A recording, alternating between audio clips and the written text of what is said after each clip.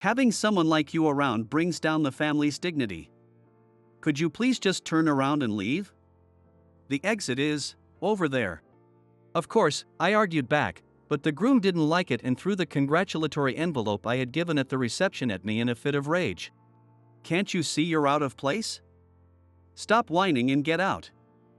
I'll call security.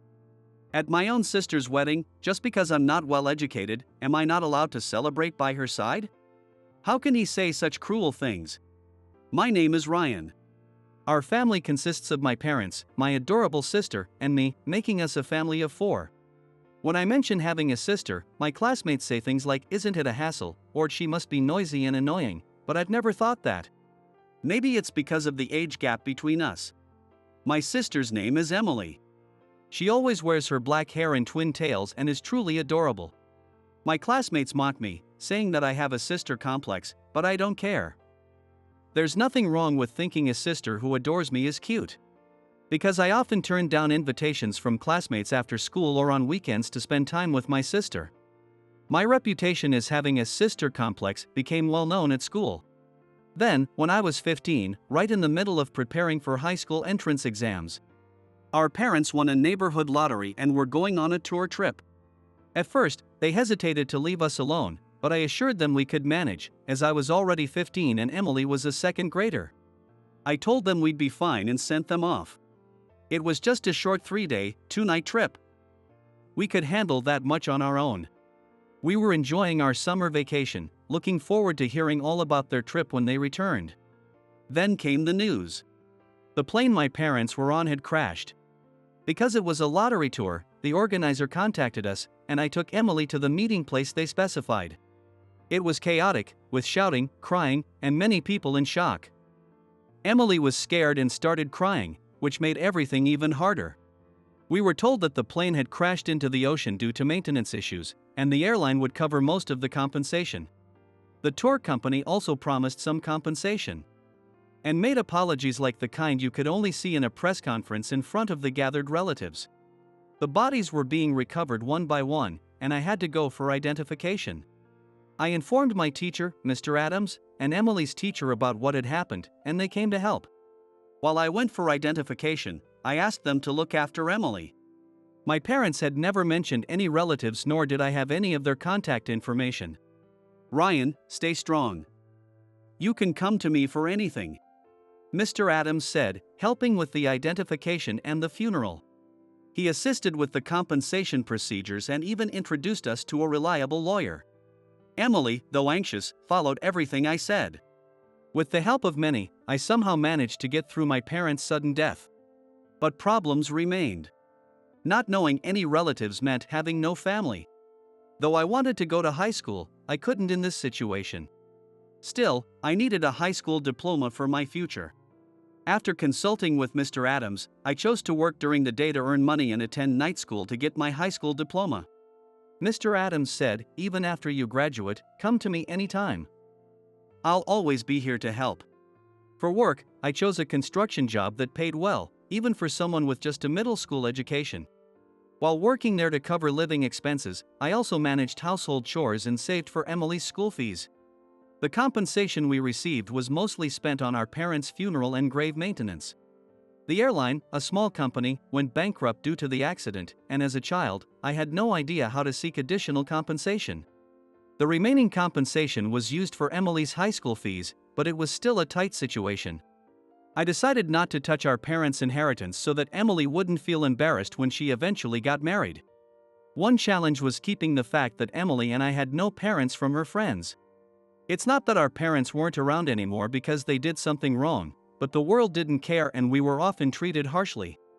I knew that there were people in the world who spread unfounded rumors and tried to exclude people who didn't have parents. Emily's friends might not be like that, and I could be overthinking it, but I didn't want her to have any unpleasant experiences just in case. So, I used a father substitute service during school events. The school was aware of our situation, so they carefully adjusted the schedule for parent-teacher conferences, allowing me to attend. Emily, understanding my efforts, never invited friends over to our house. It must have made her feel constrained. But I wanted to prevent her from becoming isolated at school if our situation was discovered. I felt guilty, but I was determined to ensure her once-in-a-lifetime school experience would not be unpleasant. At the time of the accident, she was in the second grade and must have wanted to rely on our parents a lot. It must have been really tough for her. But Emily never complained and continued to endure it. I wanted Emily to go to high school like everyone else, so I worked hard. By then, I had my high school diploma. So I took on night shifts and odd jobs to give her enough allowance so she wouldn't be embarrassed in front of her friends. She could participate in club activities as she liked and enjoyed her school trips. And when Emily graduated from high school, these struggles would be over. That was what I thought, but then it happened. "Hey, Ryan, I need to talk to you."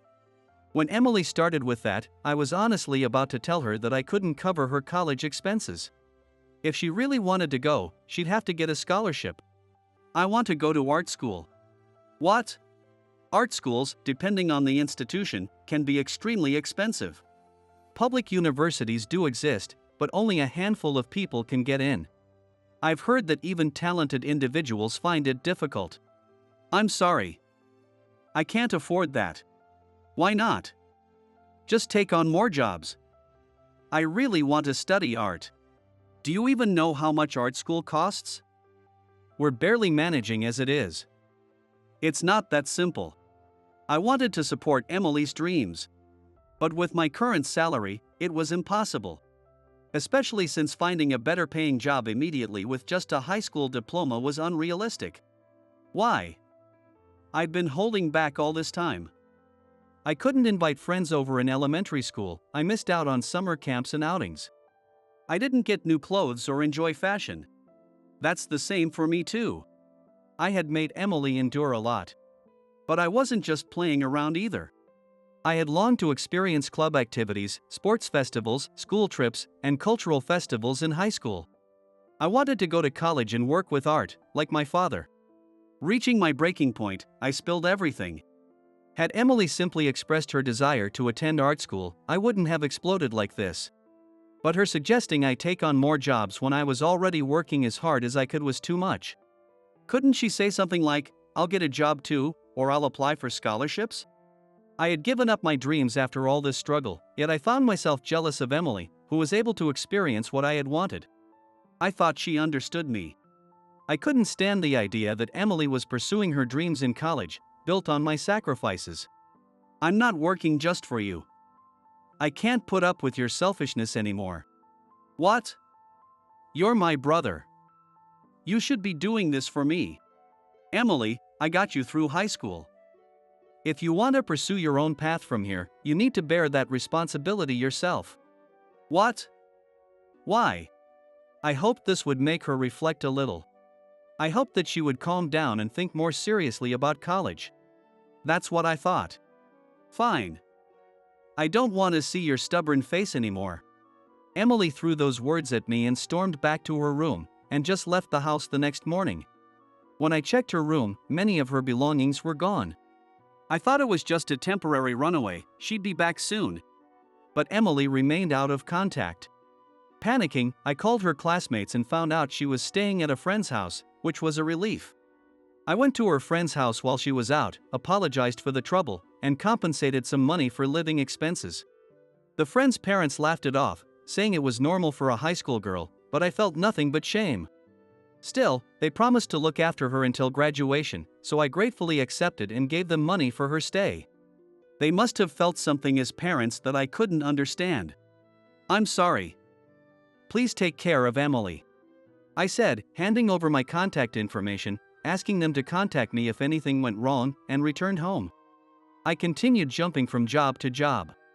Despite having a high school diploma, without a guarantor, I couldn't get a stable job. I took on daily labor jobs like traffic control and event staffing, which hired quickly as they needed people. 5 years after Emily left, I received a call on my home phone, which rarely rang. Wondering who it could be, I answered. "Hello, this is Ryan. Long time no see. Do you recognize me?"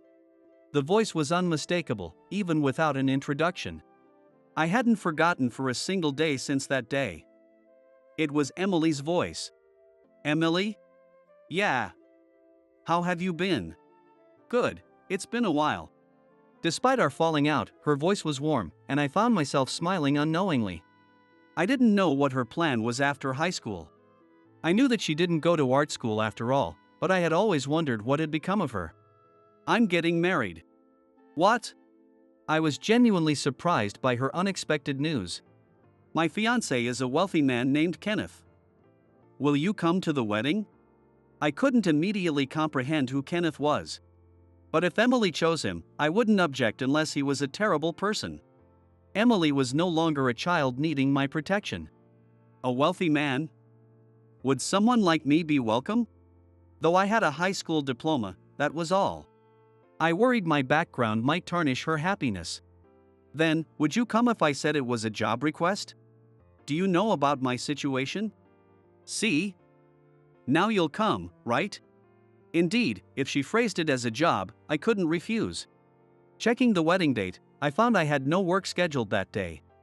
In the end, I decided to attend the wedding under the guise of a job and confirmed my attendance. On the day of the wedding, the weather was perfect, a beautiful sunny day, the ideal auspicious day. The venue was an extravagant hall, clearly showcasing the wealth of the groom's family.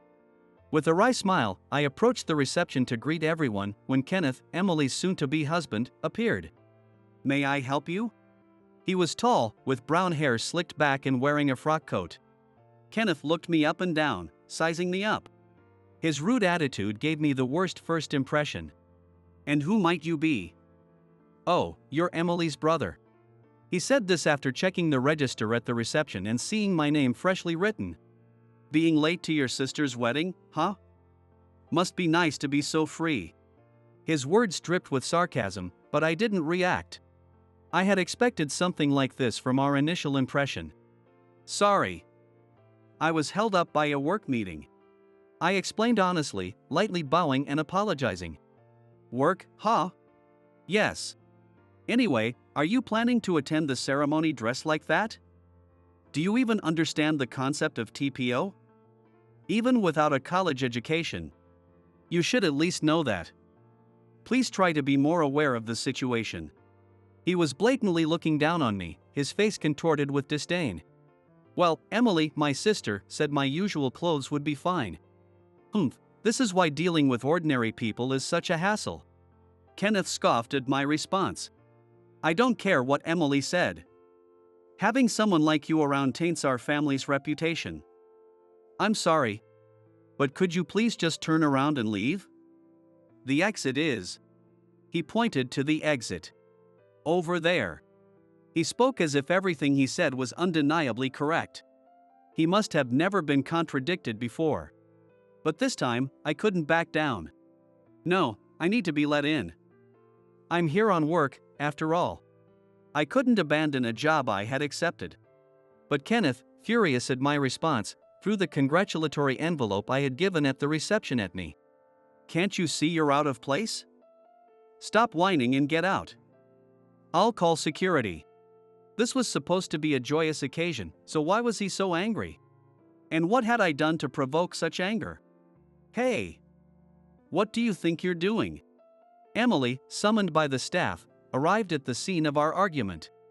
In her white wedding dress, she looked stunning. You're bothering everyone. Emily! Why did you invite your poor brother? What? Showing up late and not even in formal attire, doesn't he have any manners? You'd have been better off hiring a stand-in if you were going to invite someone like him. I was dumbfounded by Kenneth's outburst towards Emily. Emily, although initially taken aback, quickly regained her composure. My brother was held up because he was at a work meeting. And this is his formal attire. Huh? Emily's voice had a tone of exasperation. Kenneth, do you even know who my brother is? Emily looked at him with a skeptical expression, making Kenneth fall silent. Just then, a staff member came running over, visibly relieved when they saw me. Ryan! There you are. Ryan, the equipment is ready. The ceremony will begin shortly. Hearing this, I shifted my focus back to work and left the scene. Apparently, Emily was explaining the situation to Kenneth after I left. Emily, what's going on? So you really didn't know? My brother is a freelance photographer. He publishes photo books under the name David Mitchell. Haven't you heard of him? Wait, David Mitchell? You mean the one who did? Yes, he's the one who photographed Jessica Brooks and Michael Reed. Kenneth reportedly turned pale at Emily's explanation. You're talking about the photographer whose photo books sell millions, capturing the most incredible moments, right? Oh my God, what have I done? Emily. What? I'm a huge fan of David Mitchell. This is bad, really bad. His photos of Jessica are otherworldly, they capture her best smiles. What have I done? Emily, help me. What is it? I said something terribly rude to a living legend. Oh no. Kenneth started to ramble about me, holding his head in his hands and crouching down in distress. You know, I did say my brother does day labor, but he makes $10,000 a day.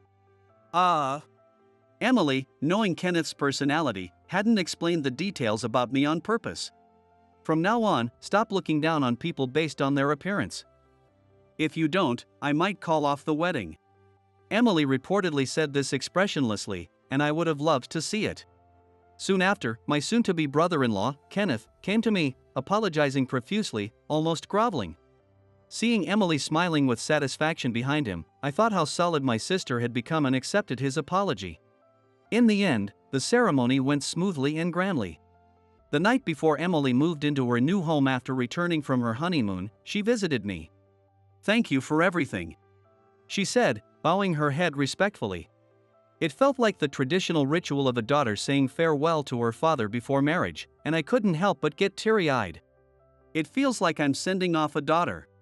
Maybe it's something similar. We laughed together, sharing drinks and reminiscing about old times. So, there was a bank book in the wedding gift. Was that? That's our parents' inheritance. I saved it for your wedding. I see. So, you paid for my high school expenses out of your own pocket. I was so selfish back then. Well, it's all in the past. I was pretty stressed out too. The alcohol loosened our tongues, and we talked honestly. I confessed that I had been jealous of Emily back then. Even after she left, I couldn't give up on my artistic dreams, so I chose photography, a relatively less expensive field, and started taking landscape photos and entering competitions. A talent agent who happened to see my work picked me to photograph new models, leading to where I am today. Emily teared up as I told her this. Even though it wasn't the same path as Dad, I'm glad your dream came true. Yeah, and I'm sorry for trying to crush your dream. It's okay. I was a child then and didn't understand your struggles. Thanks to you, I became independent and now have a family. It all worked out. We laughed together and toasted several times. I was surprised at how fast Kenneth's attitude changed. Me too. He's so fickle. He called you a god, yet didn't recognize you. Ha ha. But now I have a weapon stronger than money. When we have anniversaries or kids, I'll count on you. Emily, speaking with the ease of siblings, seemed to be joking. Can you afford me? I'm expensive. So, I responded in a joking manner. Then, I looked at Emily seriously. Emily, be happy. Yeah, thank you, my dear big brother. Seeing Emily's genuine smile, I felt all the hardships of the past had finally paid off. Since then, I have continued to take photos of Emily and her husband. My relationship with Emily's in-laws is also amicable, and I am able to witness their happiness. I pray that this happiness continues forever. If you get it right, I'll give you a great reward. I'll do anything you ask. At my middle school reunion, a beautiful president's daughter I hadn't seen in years challenged me with a difficult question. She seemed to dislike me since our school days, and now she was mocking me for only having a middle school education. Her expression showed she was sure I wouldn't know the answer. But sorry to disappoint you, but it was so easy that I already solved it. What? Actually, She froze when she heard my secret. So, what reward should I ask for? My name is John, I'm 27 years old. I was born and raised in a city, but right after graduating middle school, family circumstances forced us to move to my father's rural hometown. Since then, I hadn't returned to my old town even once. The distance from our new home was quite far, so visiting my old classmates wasn't easy. But this time, I had some work-related matters and decided to visit for the first time in over 10 years. One reason was that I received an invitation to our middle school reunion. Apparently, my old school was celebrating its 100th anniversary. I was surprised to learn it was such a historic school. By chance, the invitation reached me through an acquaintance of my father's, who had my new address. I haven't been back to that town in so long. I wonder how it's changed. I wonder if my old classmates even remember me. Receiving the invitation brought back many forgotten memories. The places we used to hang out, the atmosphere of the town. The time spent with my classmates. Recalling all that, I decided to take the plunge and attend the reunion. After a 4-hour drive, I returned to the town for the first time in 12 years. It looked a bit more rundown than I remembered. The buildings near the station had many vacant stores, and the liveliness of the past was gone. The arcade and bowling alley where I used to go with friends in middle school were all gone. Apparently, redevelopment around the next station over had caused that area to flourish instead. It's only natural that things change over more than a decade. That's just the way of the world. Honestly, I didn't have many good memories of middle school. Why? Because a certain girl used to harass me persistently. Her name was Emily. She was the daughter of a president who ran a large company. Beautiful, smart, athletic, and talented in the arts. A perfect girl. For some reason, she always targeted me. Even when we were in the same class in 7th grade, and later in different classes, she was always hostile towards me. Her methods were subtle. She'd come up to me when I was alone to say something mean or set me up to fail without others noticing. Once, I directly asked her why she did it. But she didn't give a proper answer. "I just don't like you, that's all." She turned her beautiful face to the side and, true to her words, said she didn't like me at all. I still remember the pleasant scent of her long hair that swayed as she turned. Though I was angry, I couldn't help but be mesmerized by her beauty. That's how beautiful she was even as a young girl. I wonder if Emily will come to the reunion. If she does, will she bother me again? We're all adults now, so it shouldn't be like middle school. Anyway, since I have other reasons to go to that town, I'll just have to go. Attending the reunion as a side event doesn't sound too bad. I arrived at the reunion venue. With alumni from the past 100 years gathering, it was a huge crowd. According to the attendee list, the oldest person there was in their 90s. There were no centenarians, but having people in their 90s was impressive. Among the attendees from 12 years ago, class of '88, I saw Emily's name. It seemed she was attending today. For a moment, seeing her name made me feel uneasy, but it was immature to feel that way before anything even happened. With that light thought, I sat in my assigned seat with my name tag. Given the large number of people, only chairs were set up, and the food was served buffet style. Elderly attendees had special seating arrangements, but most of us were in the general area. Name tags were attached to the backs of the chairs, and people arriving at the venue found their seats and sat down. Quite a turnout. After a while, an incredibly beautiful woman entered the venue and sat a bit away from me. She immediately drew attention, walking gracefully like a supermodel. I was so mesmerized by her beauty that I stared for a while before realizing it was Emily. I couldn't believe she had grown into such a stunning woman. She was beautiful back then, but I never imagined she'd turn out like this. I continued to stare at her without saying a word, lost in thought. It wasn't just me. Everyone around, regardless of age or gender, couldn't take their eyes off her. She had an overwhelming presence, almost like an aura. She seemed used to the attention and talked to someone nearby without a care. Even that scene looked like something out of a movie. After a while, she seemed to notice me. She gave a small nod to the person she was talking to and stood up, walking towards me. "Oh, John, you're here too. First time since graduation?" Her voice was clear and resonant. The voice I had always hoped to hear from her was exactly what she used. Since she had stood up and approached me, many people were now paying attention to my response. "Yeah, I left right after graduation." I tried to answer as calmly as possible, though I'm not sure how well I did. "Really? You moved away?" "Something like that." I gave a vague reply. There were several reasons my family left this town. First, my father's restaurant had to close. It was part of a shopping street a bit away from the station. With a new big building near the station, the shopping street was already declining. And it was only a matter of time before it turned into a shuttered street.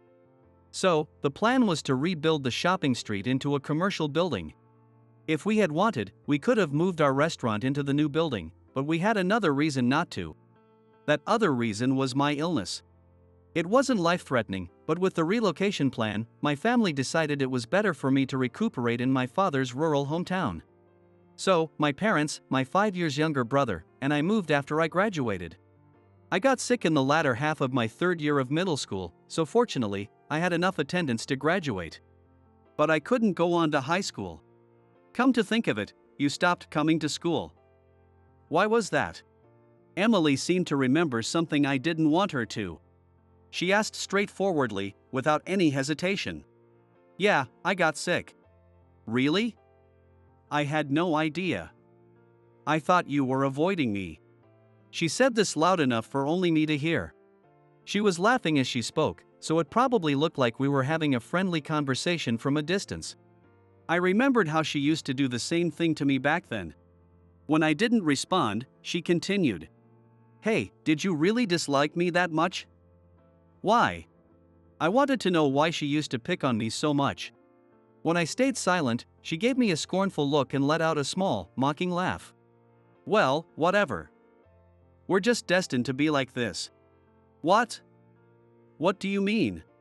It means we're naturally supposed to dislike each other. We could never be friends. What could she possibly mean by that? As I pondered, she stood up and smiled sweetly. See you later. I watched her return to her seat in silence. As soon as she left, people started gathering around me, asking if I was close to her and what our relationship was. According to them, Emily had been voted the most beautiful woman at Harvard. Even in middle school, she was brilliant and beautiful, as if she was born to be the protagonist of her own story. I realized she really had it all. No wonder she drew so much attention. Eventually, it was time for the centennial reunion to begin. Principal Smith gave the opening speech, but my mind was elsewhere, preoccupied with something else. It was Emily's words. Destined? What does she mean by that? If she just disliked me, she wouldn't use such a strong word. Damn it, I can't focus on anything. I had wanted to ask her why she acted that way back in middle school, but I never did because I was just a kid then. Why did she hate me so much? No, that's not it. It's beyond the level of mere dislike. She despises me. I realized this for the first time. After the guest speeches and the school song, it was time for the meal. Everyone moved towards their favorite dishes, carrying plates loaded with food and glasses, chatting happily with old classmates and seniors. A few people came by to greet me and then moved on. But even then, my mind was elsewhere. All I could think about was finding Emily after the reunion and asking her why. That was the only thing on my mind. She was, of course, at the center of the crowd. Classmates, seniors, juniors, teachers, everyone approached her, and she responded to them all. I watched from a distance, eating without really tasting the food. When and how should I approach her? As I pondered this, she suddenly broke away from the crowd and started walking towards me again. Hey, John, do you have a moment? She smiled warmly. I remembered that smile. I remembered how she used to do this in middle school. She would give me questions she knew I couldn't answer and then pretend to be disappointed when I couldn't. It was her way of asserting dominance. Could you take a look at this and tell me what it says? Here we go. She handed me a paper with something written in a foreign language. I'm good with French, but I'm not sure about German. She looked at me with a helpless expression, asking for my help. Someone gave me this earlier, but I can't understand it. If it's important, I'd be in trouble, so could you read it for me? Why did she bring this to me? John, you were really into German in middle school, weren't you? She hit a sore spot. Why does she remember that? Back then, I was what you might call a middle schooler with a phase, scribbling incomprehensible German phrases everywhere. Everyone has a couple of embarrassing moments like that in their past.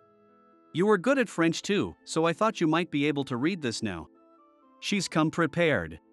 Some of our old classmates nodded in agreement, recalling my German phase. As I silently looked at the text, she leaned in and whispered, "If you get it right, I'll give you a great reward. I'll do anything you ask." Her expression showed she was sure I wouldn't know the answer. "So, do you think you can read it?" "It's okay if you can't." "Well, sorry to disappoint you, but I've already figured it out." She looked puzzled. "This isn't a letter, it's a copy from a German law book. Whoever gave you this must be teasing you, knowing you're a Harvard grad." When I handed the paper back, she took it with a blank expression. She shot me a sharp glance but quickly returned to her usual smile. "Oh, I see. I got teased. Sorry for taking up your time." She handled it gracefully. She easily brushed off the earlier conversation as if it never happened. "But John, that's impressive. To figure it out so quickly just by glancing at it. Which university did you attend?" "I hadn't attended high school because of my illness." She must have overheard me talking about it with others earlier. Maybe she thought I'd never had a proper education when she gave me the German text.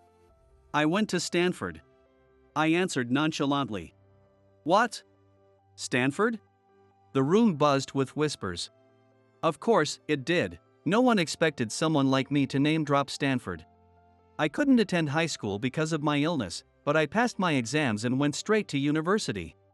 Hearing that, the people who had been surrounding Emily quickly gathered around me. Half looked at me with admiration, while the other half eyed me with suspicion. And so, the 100th anniversary reunion came to an end. Afterwards, as people continued to approach me, I kept my distance and looked for Emily. "Emily, can I talk to you for a moment?" "What is it?" She turned to me with a stiff expression. "Do you remember the promise you made earlier?" "Promise? What promise?" "You said you'd do anything if I could read the German text." She stood in silence. "I don't care what it is, but you have to keep your promise." "Fine, I get it," she replied reluctantly. "There's something I want to know. Why did you pick on me so much in middle school?" I could never figure out why. She remained silent. Her silence started to make me angry. "There's something I want to tell you. You know I said I couldn't go to high school because of my illness? That might have been your fault." "What? How could it be my fault?" "Have you heard of orthostatic dysregulation? It's a disorder of the autonomic nervous system that makes it hard to get up in the morning. It's a condition that often affects teenagers, but because it makes it hard to wake up, people often think you're just lazy or slacking off. And it's not well understood. It's said that stress can affect the autonomic nervous system, leading to this condition. Your behavior back then really hurt me. I think it might have been one of the causes of my illness. Maybe the move helped, but fortunately, I recovered in about 2 years. Because of that, I couldn't experience high school life at all. It was a difficult illness, even if it wasn't life-threatening." Emily looked shocked and wide-eyed at my words. "So I couldn't go to high school." In the end, studying on my own became interesting, and I managed to get into Stanford. "So I guess I should thank you for that." My sarcastic remark made her lower her head. I noticed her shoulders trembling. Did I make her cry? I worried that I might have said too much, but it seemed that wasn't the case. She was laughing. "Ah, serves you right. It should be like that." For a moment, I thought I misheard, but it seemed I hadn't. "It's all your parents' fault." "What?" "Your father stole my mother."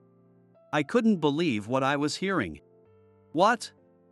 You didn't know?" "It happened when I was 3.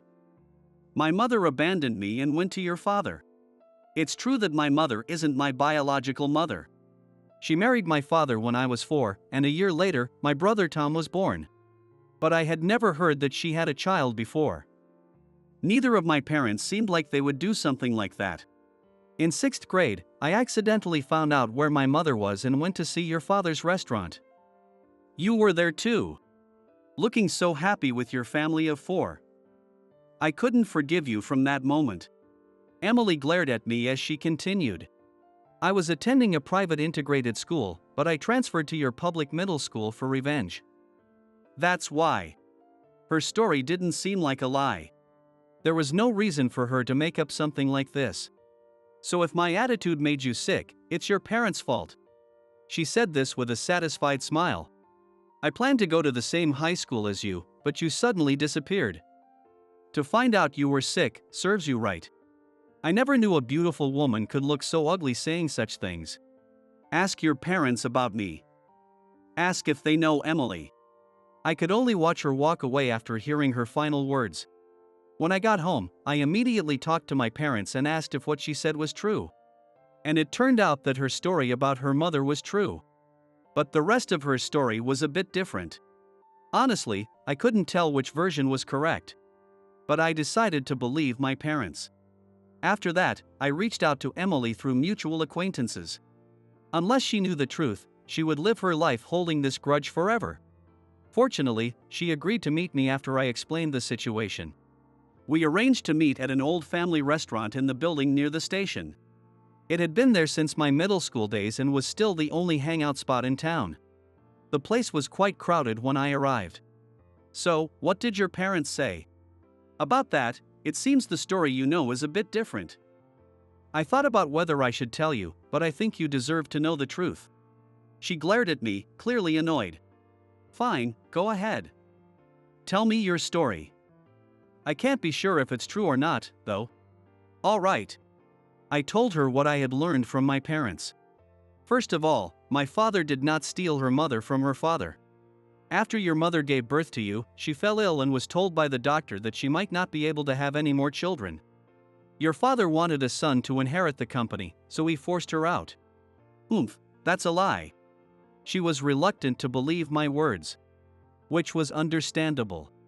Then why did she leave without taking me? If he didn't want a daughter, I should have been thrown out too. He cared about appearances. If he kicked out both mother and child, his reputation would have suffered. So, he made your mother the villain and threw her out. Her parents' marriage had been a strategic one. Her nouveau riche father had offered support to the failing company of her mother's family in exchange for marriage. Her mother's family had a prestigious lineage. That's why your noble bloodline was necessary. But he also wanted a male heir. This was the result. Gradually, her expression began to change. It seemed like she was starting to recall something. After being kicked out, your mother had nowhere to go. She ended up working at a diner where she lived in. It was my father's diner, who had lost his wife and was raising me alone. Their meeting was coincidental, but perhaps it was fate. They fell in love and eventually remarried. She became my stepmother, and, ironically, they had my brother.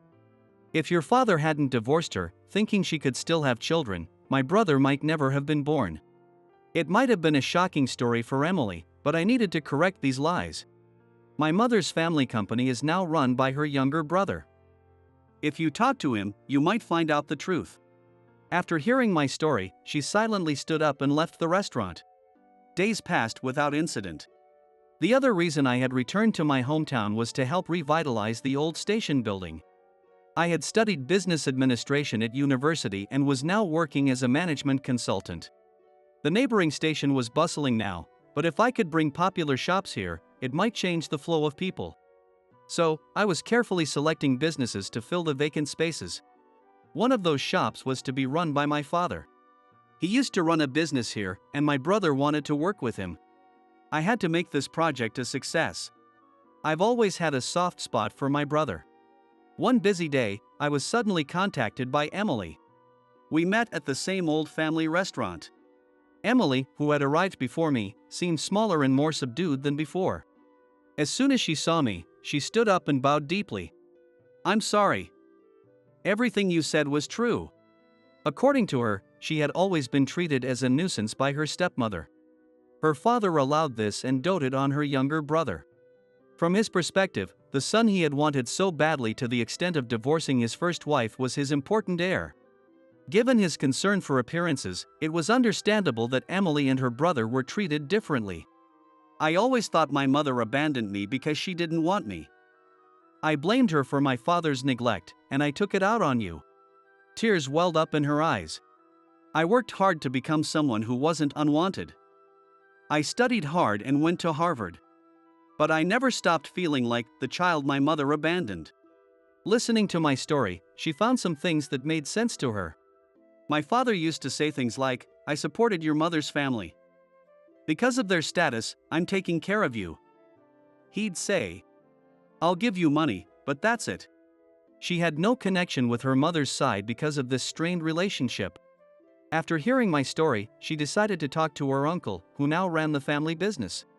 My uncle admitted it. He knew where my mother was but was threatened by my father to stay silent or lose financial support. He apologized for keeping it from me. She bit her lip in frustration. My dad always said, "Thanks to you being so capable, our company's reputation improves. Next, find yourself a better off guy." He's been saying that forever. Her dad seems to see her as nothing more than a tool for his business. Actually, he might judge everything and everyone based on their usefulness to him. That's why I rejected every marriage proposal. Luckily, most people backed off when they found out I was a Harvard grad. It seems high-educated women aren't to their taste. She spoke with a hint of sarcasm. I'm currently running one of my father's companies, but it's just a figurehead position. I've decided to leave after learning the truth. I can't live with my father, his new wife, or their son anymore. With that, she bowed her head to me again. I'm sorry for making you sick. I know saying sorry doesn't make up for it, and I don't expect you to forgive me. But I just wanted to say it. As she finished speaking, she stood up to leave. Wait. I called out, stopping her. Where are you going? I don't know, I'll find a job somewhere. Then, would you help me with my work? She turned, surprised. Your work? Yes. I'm working on revitalizing this town. If you feel guilty about what you did to me, help me with this project. We really need more hands. But I can't forgive what you did, but that's in the past. Let's work together for the future. She broke down in tears. To outsiders, it looked like I had made a beautiful woman cry in a family restaurant. Everyone was giving me cold stares. This is awkward, please stand up. Eventually, Emily accepted my offer and started working at my company. She also reunited with her mother. Although she hadn't known the truth, she apologized for resenting her mother for so long. And her mother also apologized for leaving her daughter behind. At last, mother and daughter were able to reconcile. Emily also met her half-brother and was happy to connect with him.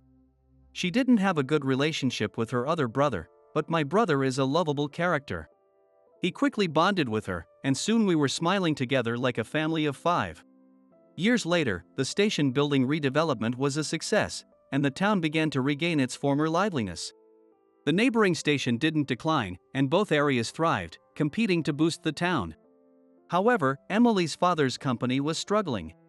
His overbearing management style and interference from his wife and son had caused good employees to leave.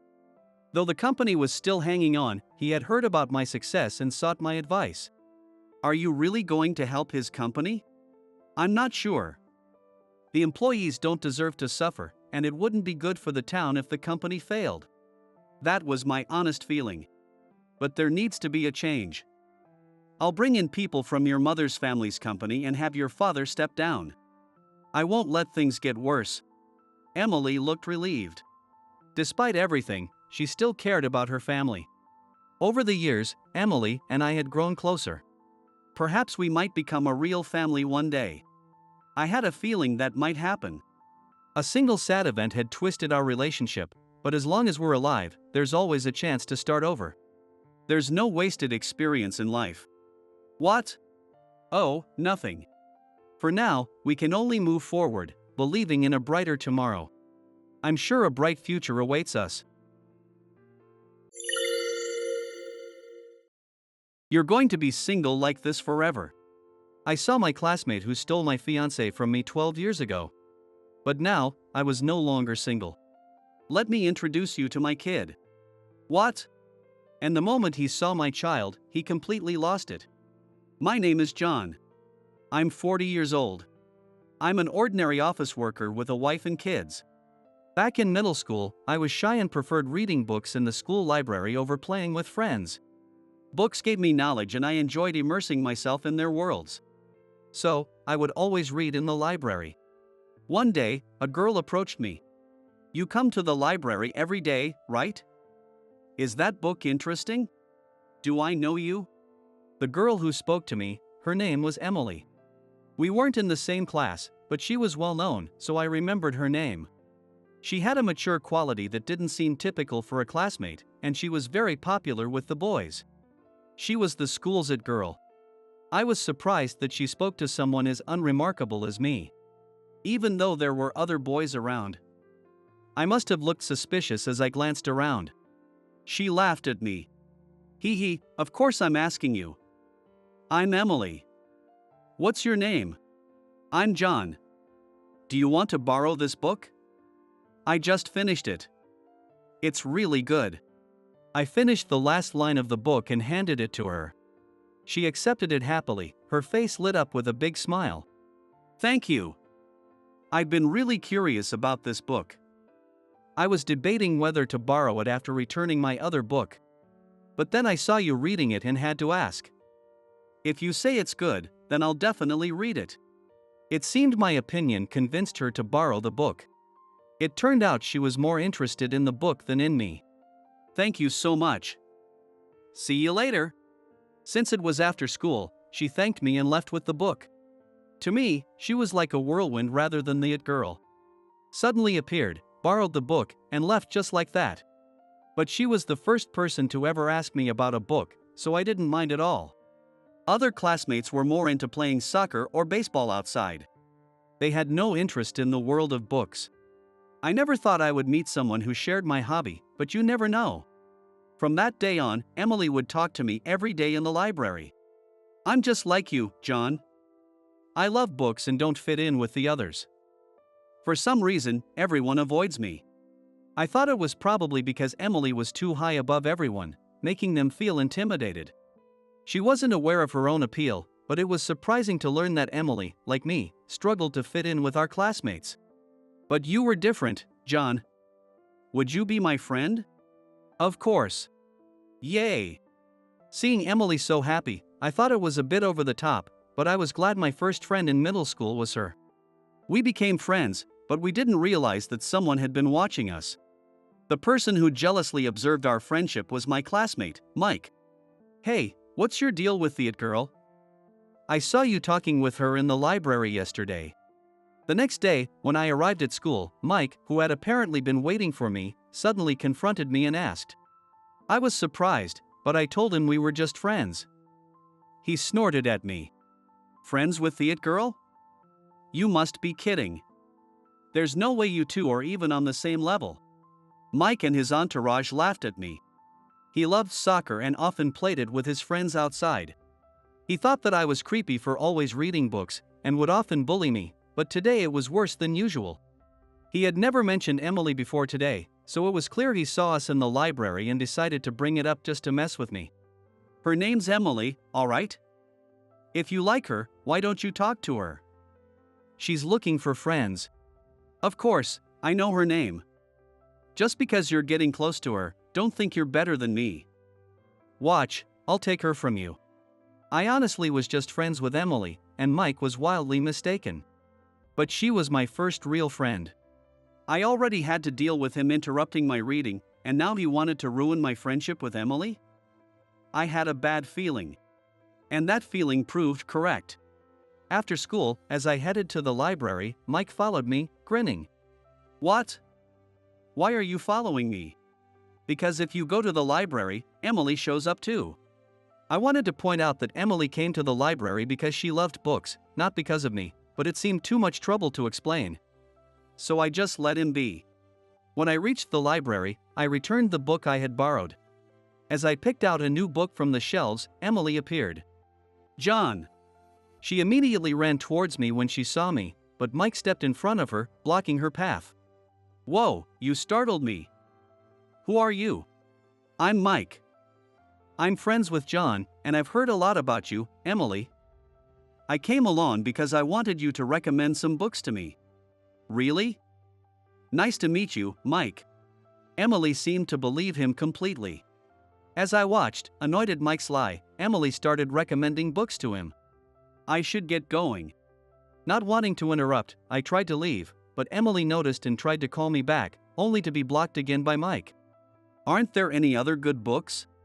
Well. Emily started looking for other books upon Mike's request. Meanwhile, I left the library. From that day on, Emily and Mike grew closer. I continued to read at a distance, trying not to let it bother me. Though it was complicated, I didn't want to restrict Emily, who just wanted friends, so I kept quiet and let the days pass. One day, something happened. As usual, I went to the library after school and found Emily already there, but Mike was nowhere to be seen. I thought about how he usually follows me and goes straight to Emily, but then Emily, with her head down, told me something. Mike confessed to me earlier. What? He did? Hearing this from Emily, I thought Mike was surprisingly bold. However, I immediately felt my heart race, wondering what her response to his confession was. I asked myself why I was so anxious, but I couldn't find an answer. Emily continued, oblivious to my thoughts. But I turned him down. Talking with him is fun, but he seems disinterested when we discuss books. I guess he doesn't like my conversations. Mike was never a book lover. He couldn't keep up with her passion for books, not even for Emily. I was relieved to hear she rejected him. I began to realize that maybe, just maybe, Mike said he wouldn't give up, but there's someone else I'm interested in. Someone else. I avoided her gaze, pretending not to notice her intense look. How would you know? You've only just met Mike. Maybe in the future. John, are you really okay with that? Emily looked like she was about to cry. I felt like a terrible person. But my answer was clear. If it makes you happy and you enjoy it, then it's fine. Mike's persistent, and he seems to really like you. I couldn't understand why I was supporting someone like Mike and pushing Emily towards him. And then, Emily started crying. Her big eyes overflowed with tears. I'm sorry. I'm going to leave now. I didn't mean to make her cry, but I did. Feeling awful, I left the library. After that day, I stopped going to the library. I either bought books from the bookstore or borrowed them from the public library to avoid running into Emily. Then one day, as if he had noticed, Mike said something to me. Did you and Emily have a fight? You haven't been to the library at all. Well, it's great for me, having her all to myself. Good for you. Mike, oblivious to the fact that I had made Emily cry, tried to gloat, but I wished them well. Mike looked disappointed, expecting me to react differently. I knew he just wanted to provoke me, so I didn't take the bait. However, deep down, I didn't feel good about it. Emily and I stopped talking, not even making eye contact when we passed each other in the halls. Mike continued his attempts to win Emily over, but even by the time we graduated, she never reciprocated his feelings. I went through a bitter middle school experience. When I was 28, I got engaged to Sarah, whom I had been dating since college. Life was going well, both at work and in my personal life. Hey, John. Long time no see. Mike. My face involuntarily tensed up upon seeing Mike for the first time since middle school. We had run into each other on the street. Is she your girlfriend? I'm Sarah, John's fiancé. Sarah replied politely to Mike, shaking hands. Mike looked impressed. Then he put his arm around my shoulder and whispered so Sarah couldn't hear. She's gorgeous and polite. How did you score someone like her? Just like with Emily, she's way out of your league. We've been together since college.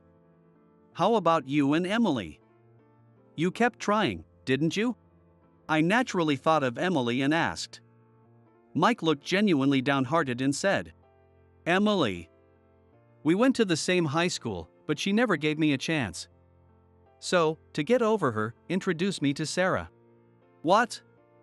You don't introduce your fiancé to someone else. You're always so awkward with romance. Don't try to outdo me. It's annoying. His words about me being awkward stung. It reminded me of our bitter middle school days, and I felt a pang of pain. but now wasn't the time to feel down. I pulled away from Mike and stood in front of Sarah. If you try anything with my fiancé, you won't get away with it. Whoa, calm down. Sarah's a really lucky girl. John, you're worrying too much. You two are friends from middle school, right? Let's find a place to sit and chat. I'd love to hear about John's middle school days. How about that cafe over there? Sarah, you're so considerate. Sarah, misunderstanding us as friends and wanting to make the most of our reunion, tried to arrange a conversation. I wanted to stop her, but Mike flattered her, and we ended up spending time at the cafe together. Since Sarah and I were engaged, I thought I might be overreacting and didn't worry about them chatting. I never imagined I would regret it later. Sorry.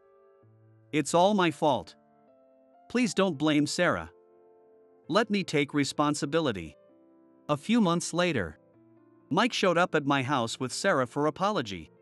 Sarah had emailed me the previous day, saying she got drunk at a class reunion and stayed at a friend's house. But this morning, she came back with Mike, revealing that her story about the friend was a complete lie. The class reunion was also a lie, just an excuse for the two to meet secretly. They had been betraying me, meeting up behind my back for who knows how long. Yesterday, Sarah told Mike that she was pregnant. Feeling overwhelmed by Sarah's crying, Mike decided to come clean with me, and brought her along this morning. I questioned whether the baby was really Mike's, but given how busy I'd been with wedding preparations and work, I hadn't been intimate with Sarah recently. Concluding the baby was likely his, despair overwhelmed me. Sarah's betrayal hit me hard. We were engaged in preparing for our wedding, yet in a moment of weakness, she did this. My despair turned into anger. I realized too late what kind of person Mike really was. So, how do you plan to take responsibility? I asked Mike, trying to stay calm and suppress my rising anger. Sarah was sobbing uncontrollably and couldn't speak. I found it unbelievable that she could put on such a performance after cheating on me. I wanted to cry myself, but I waited for Mike to speak. Of course, I want to marry Sarah. I want to take care of the baby and support her.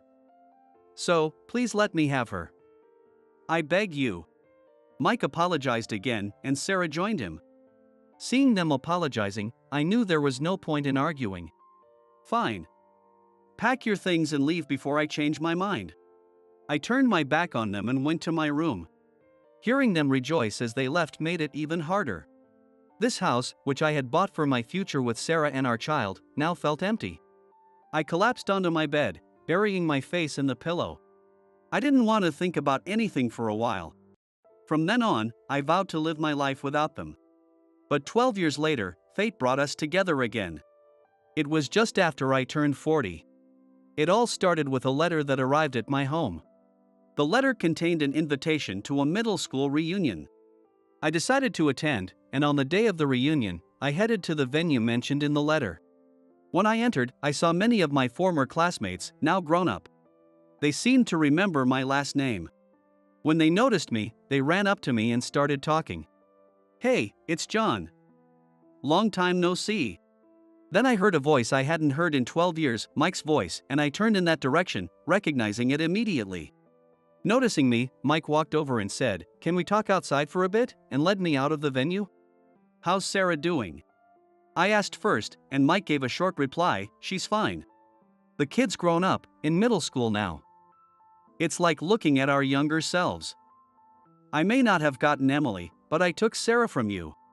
So I'm satisfied. Mike's true nature, which he never showed in front of Sarah, was now clear. I realized he had taken me outside to reveal this. Why are you so obsessed with taking things from others? Did I ever do something to you? You didn't do anything. It's just 12 years ago, when I saw you with Sarah in town, I realized nothing had changed since middle school. There was always a girl by your side, and I was always alone. It disgusted me that this was still true as adults. So, he decided he had to take something from me this time. I was dumbfounded, realizing it was all just petty jealousy, but at least I finally understood his reason. Mike hasn't changed at all, then or now. But this time, I beat you. You'll be single forever. As Mike looked down on me with a triumphant smile, I decided it was time to reveal the truth. Actually, there's someone I'd like you to meet. I'll call them over now, so just wait here. Someone you want to introduce to me? Mike, who had just taunted me about being single, began to look uneasy, thinking it might be a significant other. Ignoring his discomfort, I took out my phone from my suit pocket and called the person over. Soon, a woman and a young girl started walking towards us from the parking lot. The girl saw me and ran ahead, leaving the woman behind. Let me introduce you to my child. What? Mike, unable to immediately comprehend my words, asked in confusion. By then, the girl had reached me and jumped into my arms. Daddy! Say hello to this nice man, Jessica. The girl who jumped into my arms was my daughter. When I told her, she turned to Mike and gave a smile. Nice to meet you, I'm Jessica. I'm 5 years old. Oh, nice to meet you. Seeing Jessica's face, Mike was visibly shaken. Watching his reaction, I couldn't help but smirk. And then, in the next moment, Mike completely lost it. It can't be. My wife is here too. When he saw the woman who had arrived a little later, Mike's reaction intensified. The woman was my wife, Emily. Long time no see, Mike. No way, when did you two? It was after you took Sarah from me. I ran into Emily by chance in town. I began explaining as I recalled the time I reunited with Emily. After Sarah was taken by Mike, Emily and I happened to run into each other. Despite the initial awkwardness, Emily's joy at our reunion quickly broke the ice. We decided to have a meal together, reminiscing about the past and catching up on our lives. The memories from middle school came flooding back, and Emily's unchanged kindness deeply moved me. When I apologized for pushing her away back then, she said she was slightly hurt but didn't mind anymore. I thought you were just being considerate of Mike and me, she said. Thinking she hated me, her words brought us closer together. We exchanged contact information and started meeting up again, talking about books as we used to. Besides talking about books, we watched movies together, went out for meals, and had several dates. When I finally confessed my feelings that I couldn't express in middle school, Emily teared up and told me she felt the same way. Over time, we got married and had a child, and I felt truly happy. Thanks for marrying Sarah. Because of that, I met Emily again, got married, and have a child. I owe you one. I told Mike with as much sarcasm as I could muster, and he stormed off in a rage. I hoped this would teach him to stop taking things from others. I had told Emily about what Mike did to me in the past, so she agreed to help with this little revenge during our reunion. Getting back at Mike by showing him I was married to Emily, whom he once had a crush on, seemed like the perfect revenge. Satisfied with the outcome, I felt a sense of closure. Emily, looking in the direction Mike had run off, expressed concern. Is Mike going to be okay? Jessica looks a bit shocked. She said this while comforting our daughter. Knowing how stubborn he was, I figured Mike would be fine, but Jessica, not used to seeing an adult lose control like that, hid behind Emily. It's okay now. The scary man is gone. I gently reassured Jessica, and she smiled with relief. Then, holding hands with Jessica, we walked back into the reunion venue. We enjoyed the reunion. A while later, we received news from a classmate about Mike. Apparently, he had divorced his wife, Sarah. Upon learning about our marriage, Mike became self-destructive, frequenting nightclubs every night. This infuriated Sarah, who then demanded a divorce and left him, taking their child with her. Mike, who had mocked me thinking I was single, now found himself alone. What he thought about this turn of events, we never knew. Years later, Jessica became a middle school student and started attending our alma mater. After the entrance ceremony, we took a commemorative photo under a cherry blossom tree. This brings back memories. This is where your dad and I met. Back then, he was so awkward and couldn't admit he liked me. Can you not mention that to Jessica? It's embarrassing. Remembering it made me feel like my face was on fire. Even though I was just being cautious, I didn't want my child to think I was a coward. As we reminisced, Jessica spoke up. Because you and Mom met, that's how I was born, right? I'm so happy to be your child. Thank you. I love you. Jessica, with a big smile on her face, expressed her gratitude to us. I silently wished for her life to continue to be filled with happiness. The beautiful woman in front of me suddenly clapped her hands and said, "I like it." As I stood there bewildered, she handed me her business card. It had Emily Smith written on it, and her title was, "What?" I stared at her in shock. "My name is Alex, 31 years old." Maybe I arrived too early. I hesitated to enter the charming inn nestled quietly in the mountains. Check-in time was at 3 p.m. It was still only 1 p.m. I intended to enjoy a leisurely drive through the mountain roads alone. But I ended up arriving much sooner than expected due to my excitement about the inn. When I quietly entered, a beautiful woman in a classy dress greeted me. "Welcome. Are you here to stay?" I hesitantly replied. "Yes, but I arrived a bit too early." "Can I wait in the lobby?" I worried I was being presumptuous, but she smiled warmly and said, "Of course. Please make yourself comfortable. If your room is ready early, we'll be happy to show you in." "No worries, that would be too much. I actually enjoy being in the lobby even after checking in. Just letting me stay here is more than enough." I explained flusteredly, and she smiled and said, "I see. If you need anything, please feel free to ask." She then left. Her graceful manner and walking were beautiful. I followed her with my eyes for a moment, then sat down on a luxurious sofa in the lobby. Sitting on such a grand sofa by myself, I took out a paperback book. Reading in the lobby is one of my favorite parts of traveling. After a while, the entrance to the inn opened. A woman entered alone. Listening closely, it seemed she had also arrived early like me. She also sat down in the lobby to wait. She sat on a sofa 2 tables away from mine, set up her laptop, and began to work.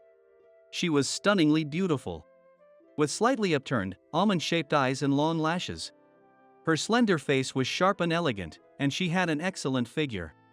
She crossed her slim legs gracefully and sipped her coffee.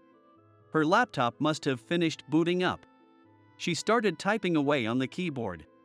"Today, I'm surrounded by beautiful women," I thought to myself, feeling lucky. Just then, I heard a small exclamation, "Oh no," from the innkeeper. She seemed confused behind the reception. She kept getting up and sitting down, sometimes lightly tapping the computer, muttering, "What should I do?" before heading to the back. Male staff members came out one after another, trying to work on the computer, all looking troubled. "What should we do? We can't access the guest's information like this." Hearing that, I stood up without thinking. I rummaged through my bag, took out a business card, and approached the reception. "Excuse me," I called out, and the innkeeper looked a bit startled but then politely said, "Oh, I'm sorry for the disturbance." "No, it's not that. Here, this is who I am." I handed her my business card. She looked closely at the card, and I explained. "You can't access the guest information, right? My company created that system, and I was involved in its development. If you don't mind, I can take a look at it for you." She finally understood after seeing the company name on the card. "Are you sure? I'm sorry to trouble you on your vacation," she said apologetically, her eyebrows furrowing in concern. "Of course. If it's a bug, it's our fault. We're the ones who should apologize." With that, I was allowed behind the reception. In fact, I had come to stay at this inn to check if the system I developed was working properly. This inn recently introduced a daytime stay plan, prompting them to update their system. They commissioned our company to create this system. Seeing my work being used satisfactorily was one of the rewarding aspects of my job. But encountering a bug like this was unexpected. Thinking that, I started up the system. However, it immediately shut down. Relieved that the computer itself was still operational, I began entering commands into the system while asking the innkeeper some questions. "Did the system suddenly shut down? What were you doing when it happened?" Sensing her anxiety, I added, "Don't worry, you didn't break it. Knowing what you were doing at the time helps identify the bug. Please tell me anything you remember." My words seemed to reassure her. "Well, I was entering room numbers. I think it happened when I was adding a note for a guest who needs assistance. It seems something specific triggered the issue. I carefully checked the input-related code and made necessary corrections. 30 minutes later. When I restarted the system, it launched successfully. I opened several windows to ensure there were no issues and then said, "I think it should be fine now. Please try entering the information that caused the error earlier." The innkeeper nervously operated the computer and successfully completed the input. "Oh, thank you. It worked. I'm so relieved. Please let me thank you somehow." Feeling humbled, I replied, "No, really. It was our fault for delivering a defective product. I'm sorry for the trouble." I hastily said this and decided to return to the lobby. The innkeeper seemed like she wanted to say more, but she returned to her work to make up for the lost time. As I approached the sofa where I was originally sat on, I heard a voice, "Hey." It was the beautiful woman with the laptop from earlier. Seeing my confusion, she asked, "Are you good with computers?" "I am. I'm a system engineer." She smiled and said, "My laptop's been acting up. Could you take a look at it? I'll make it worth your while." Dizzy from her smile, I nodded in agreement and took a look at her laptop. "A strange screen keeps popping up," she explained. Upon checking, a peculiar character appeared every few minutes. After investigating, I found a suspicious file. "Did you download anything today?" I asked. She replied, "No, I was just connected to the internet for work." I showed her the screen. "This file was downloaded a few minutes ago. It's not a virus, but if you don't recognize it, can I delete it?" She nodded yes, so I deleted the file. "I think it should be fine now." I handed her laptop back. As she checked her laptop, the innkeeper brought over some coffee.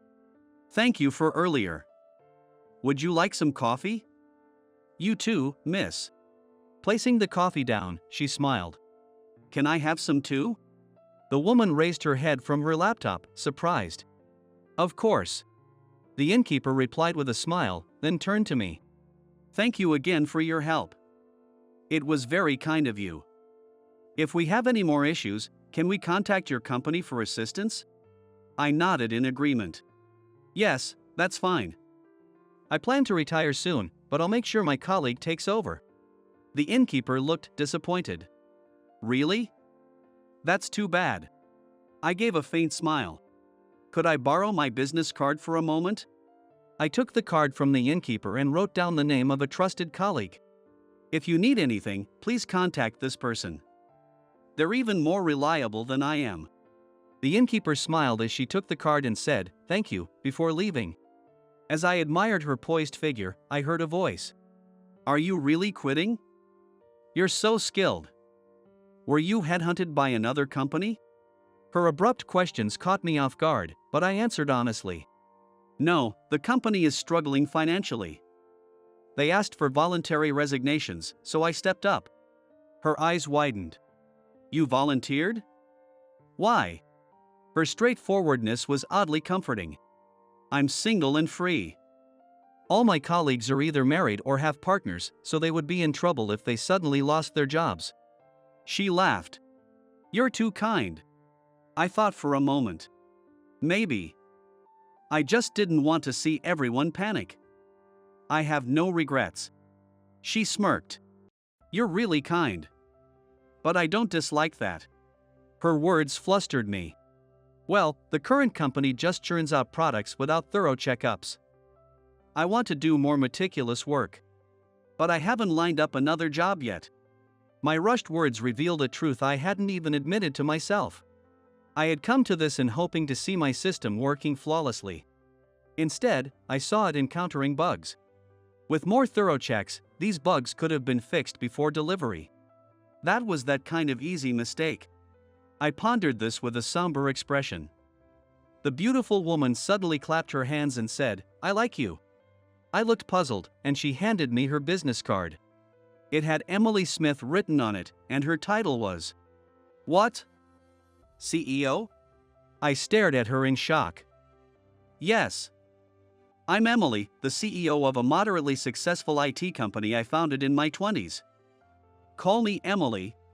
She introduced herself with a smile and a wink. As I stood there bewildered, she asked, "And your name?" I handed her my business card and said, "I'm Alex." "Alex. I tested you earlier," Emily said, tapping her laptop. "Ah, that file." She smirked. "Yes, it was a setup." "Did you notice?" I embedded a hastily made file. I frowned. "You tested me?" She straightened her posture a bit. "Watching you at the reception, I quickly realized you're quite skilled as a systems engineer. I just wanted to see your character. Seeing you rush to help the innkeeper told me you were a good person, but I wondered if you'd help a stranger like me too." Her words made my heart race. "I was planning to headhunt you, but since you're leaving your job, it simplifies things. How about joining my company? I guarantee you'll find it rewarding." We discussed the terms and job details for an hour, and I decided to join Emily's company. A few months later, I was thriving at her company. The distance required me to move, but the job was fulfilling and involved meticulous transactions, making it my ideal workplace. Being a startup, the employees were friendly, and even someone as shy as me quickly fit in. All the single male employees admired Emily. And why wouldn't they? Emily's style in the office was simply very attractive. She wore clothes that accentuated her figure, often donning tight skirts. As the CEO, she wore only high-quality outfits and always smelled wonderful. The female employees also looked up to and revered her. When I heard she was 40, I was shocked beyond belief. Whenever I completed a task Emily assigned me and brought it to her, she was always surprised. "You're done already?" Hearing that made me anxious. "Oh, maybe I should check it again." As I turned to go back, Emily would laugh and stop me. "How many times have you checked it?" "It's fine, I trust you. I'm just impressed by how fast you are. You're really amazing. I'm lucky to have gotten you without any competition from your previous company." Her words made me want to exceed expectations every time. Emily really knew how to manage people well. Emily's company was a great place to work, and after Christmas, we went on break. Our work often involved sudden tasks, which sometimes required working on holidays. However, Emily ensured we had plenty of time off during the Christmas holidays, arranging it with our clients from the beginning. To handle emergencies, calls to the company were forwarded to Emily. I wondered if she could ever truly relax, but she just laughed it off, saying, "That's part of the job as CEO." While I was enjoying my Christmas holiday, a message came through on my phone. It was from the company group chat. Emily had posted, "Urgent. A system issue at the call center operation on Christmas holidays. Anyone available to help, please respond." As I fumbled to reply, responses from other employees started coming in. "Sorry, I'm back in my hometown. I can help remotely. I'm out with my family, but I can come in if needed." It seemed no one was immediately available. I finished typing my response. "I'm ready to go. I'll head out now. Please enjoy your holidays, everyone." I sent the message, got ready, and left the house. While traveling, more messages had piled up. They read, "Thanks, Alex. Alex, Emily. Thank you. Let us know if you need more help, we'll return." Emily had also sent a message, "You're too kind," which made me chuckle. When I arrived at the office, Emily was already there. "Sorry to drag you in on New Year's Eve," she said gratefully. "You're here too, Emily." "I was just lounging around by myself," I replied, making her laugh softly. "Really, you're too kind. Enjoy your holidays, everyone, such a nice thing to say," she remarked, making me blush a bit. "All right. With you here, it's like having an extra 100 people. Let's get this done," she said enthusiastically, and I followed her lead. We worked from the afternoon until night. Fortunately, the issue wasn't too severe. Some bookings from a particular department weren't reflected in the system. But they managed by handling those bookings via email and inputting them manually in an unaffected department. Relieved that it was resolved in time for a busy New Year's Day. We reported to all relevant parties and started cleaning up, finishing past 10 p.m. As we stepped outside, the cold air stung our skin. Our breath turned white in the frigid air. I buried my face in my scarf as Emily and I started walking. It's cold, isn't it? Yeah, it's New Year's Eve. Maybe it'll snow, Emily replied. We made small talk. She said she wanted to stop by a convenience store, so I accompanied her. As soon as we entered the store, the warmth made us both smile. Oh, maybe I'll buy something to eat, she said, wandering through the store. Maybe I'll get some too. I think I'll buy some too, I said, following Emily. There was only one pre-packed food left. We both paused for a moment. You take it, Emily. I wasn't really planning to eat something tonight, I said, offering it to her. Emily burst out laughing. I knew you'd say that. You're such a nice guy. Her words made me blush.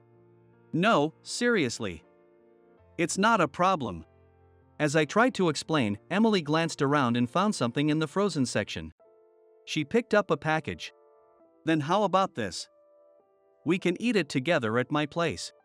In her hand was a pack of frozen chicken nuggets enough for two.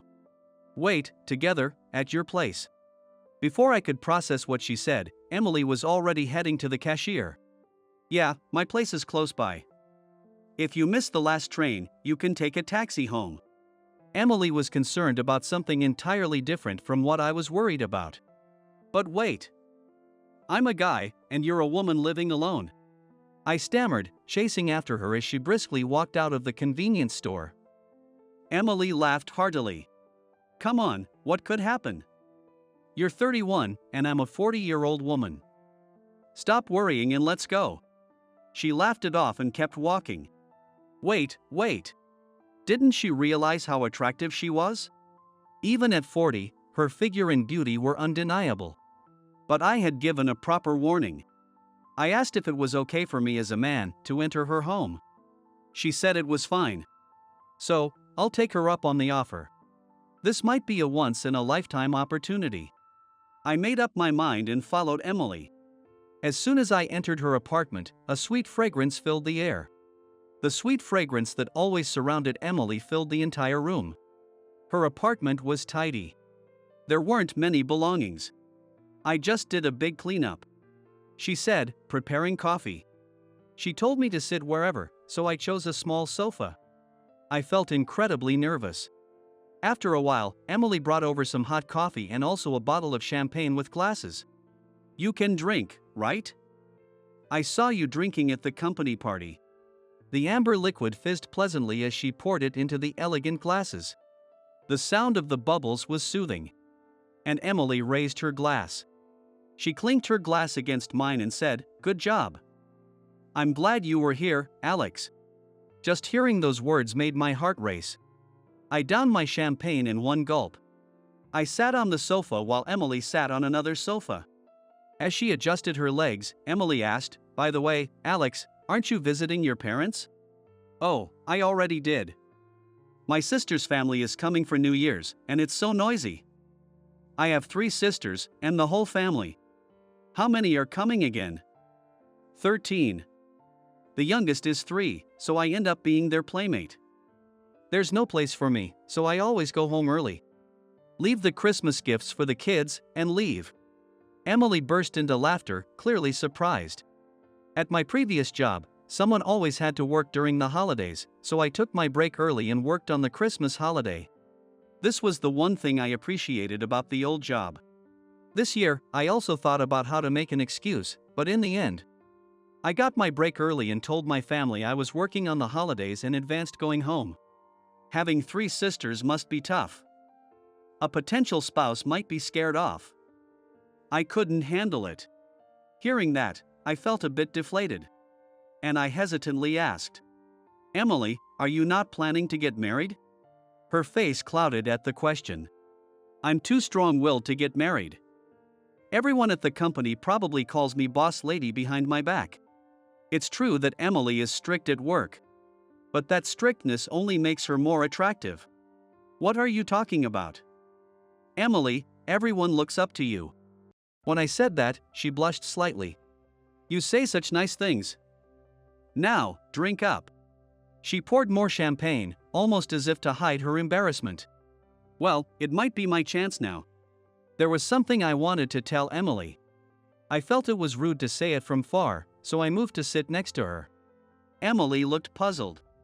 Emily, thank you for inviting me to your company back then. I appreciated her deeply. At that time, honestly, I was at rock bottom. I wanted to work carefully, but at the end, the system I delivered had bugs. I was actually on the verge of quitting and using up my leave. I was in a rush to find the next job. When I thanked her, Emily gave a soft smile. That was a connection you attracted, Alex. Wanting to work carefully drew me to you. I share the same approach to work. Emily propped her chin on her hand, sipping her champagne. That saved me. Your company's approach is really meticulous, and it's the ultimate white-collar environment. I get to work the way I want. And I'm really happy now. Maybe slightly drunk, Emily leaned closer to me. Plus, you're happy working with your dream girl? Hearing that, I turned bright red and nodded yes. Emily laughed. Hey! That's where you're supposed to make a joke. I shook my head vigorously. Emily, you really are my dream girl. Emily gave me a dreamy look. So, will you take me? Her words made my heart leap. No. But you're everyone's dream. Someone like me. I can't. I'm not worthy. When I hastily denied it, Emily smiled.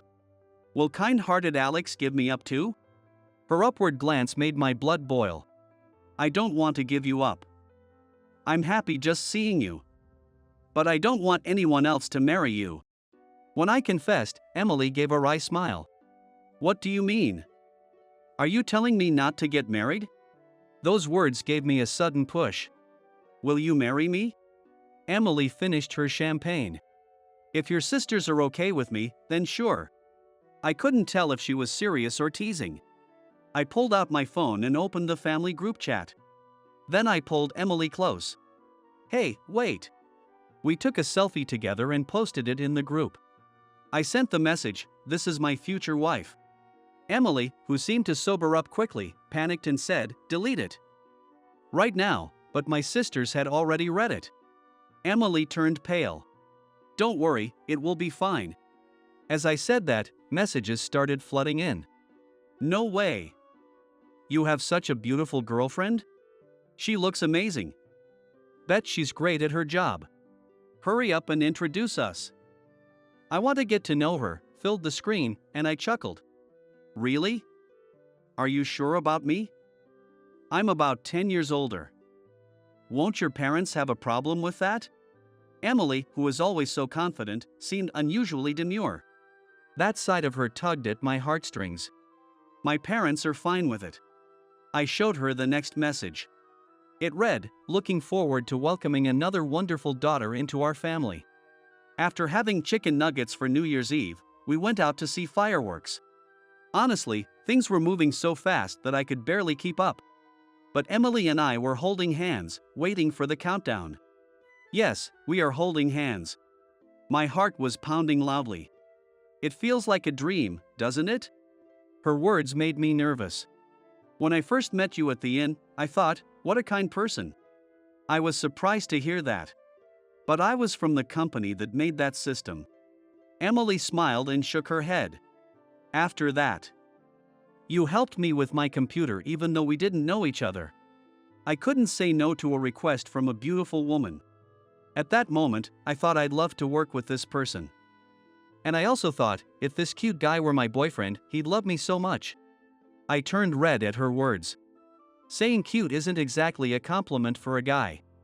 I said, trying to hide my embarrassment. Emily burst into laughter. We arrived at the downtown. I can't believe Emily is my girlfriend. I hope we can get married this year. As the New Year's fireworks set off, I made such a selfish wish in my mind. Emily came close and whispered, I wish to marry you. Was that too much? I shook my head vigorously and said I wished for the same. The New Year's fireworks were echoing. Even if I'm supposed to rid myself of desires, my feelings for Emily won't stop. I want to get rid of everything but my desire for Emily and spend a happy year together. With Emily. With that wish in mind, We quietly looked up to the New Year's fireworks,